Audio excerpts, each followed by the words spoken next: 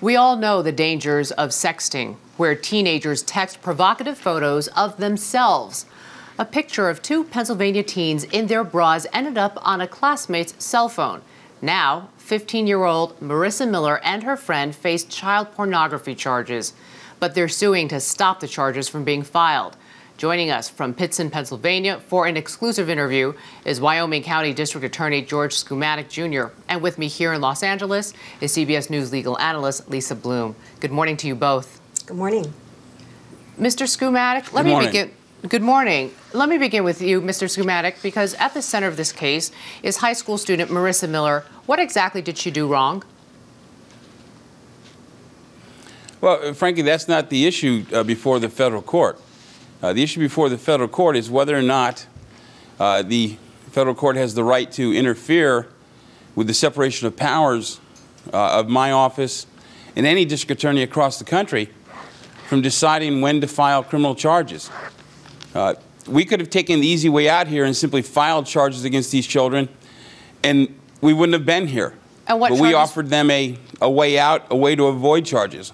Before you get to the offer that you made, can you tell me what charges you could have filed? What laws did she break?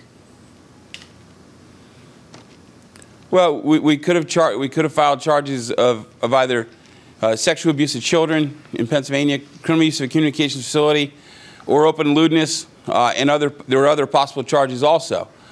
But like I said, what we elected to do instead of around the country where they've simply arrested these children is to simply made them an offer to avoid prosecution, to avoid a criminal record of any sort, and developed an educational program to help them understand the true dangers of this and the long-term effects of this on them and their future. Well, she said no to that offer. Are you going to have her arrested?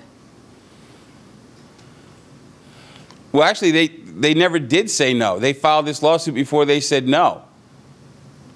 I've never heard an official no from them. Tell me about the lawsuit that Marissa's mother and two other parents have filed a lawsuit against you. Why? What does that lawsuit say?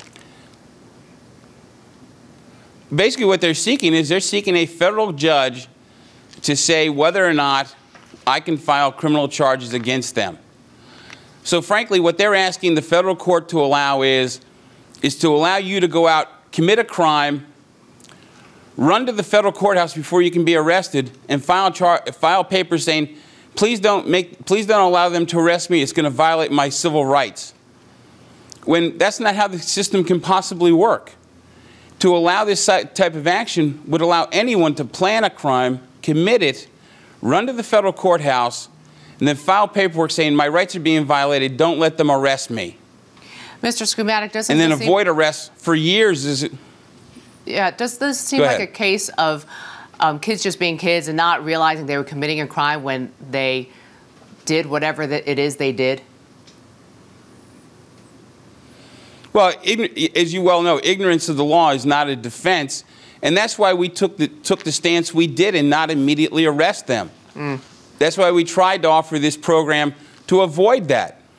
In the last few seconds, Lisa, let me turn to you. What do you make of this case? Well, this is a couple of young girls taking pictures of themselves in bras at a slumber party, and to think that they'd be prosecuted for child pornography, face potentially years in prison, register as sex offenders for the rest of their lives. I mean, have we lost our minds in this country? Teenagers have this brand new technology. They're using it in very foolish ways. It's bad judgment, and I think parents and teachers should punish them. But to subject them to these harsh criminal penalties, I think is very scary, and we as citizens all have to reconsider what we're doing with our laws, catching so many children up in these kinds of dragnets. Lisa Bloom, District Attorney Skumanick, thank you both. Thank you.